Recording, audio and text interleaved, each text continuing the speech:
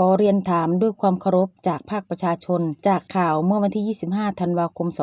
2568 ที่ระบุว่ามีการตรวจสอบพรายประตูผาและพรายศรีนรงค์แล้วนั้นการให้ข้อมูลว่าช้างยังมีสุขภาพแข็งแรงดีภาคประชาชนขอเรียนถามเพื่อความเข้าใจที่ตรงกันว่า 1. การตรวจสุขภาพดังกล่าวนั้นดำเนินการเมื่อใด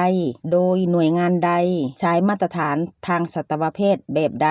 2. มีรายงานตรวจสุขภาพเป็นลายลักษณ์อักษรหรือไม่และสามารถเปิดเผยต่อสาธารณะได้หรือไม่และ 3. การตรวจดังกล่าวรวมถึงการประเมินเรื่องอายุการใช้งานความเหมาะสมในการแห่งานและมีแผนการเกษียณช้างหรือไม่ภาคประชาชนมิได้มีเจตนากล่าวโทษฝ่ายใดเพียงขอข้อมูลที่ตรวจสอบได้เพื่อให้สังคมเกิดความเชื่อมั่นว่าคำว่าสุขภาพแข็งแรงดีสอดคล้องกับหลักสวัสดิภาพสัตว์สากลอย่างแท้จริงด้วยความเคารพอย่างสูงจากประชาชนผู้ห่วงใยสวัสดิภาพช้างไทยในประเทศศรีลังกา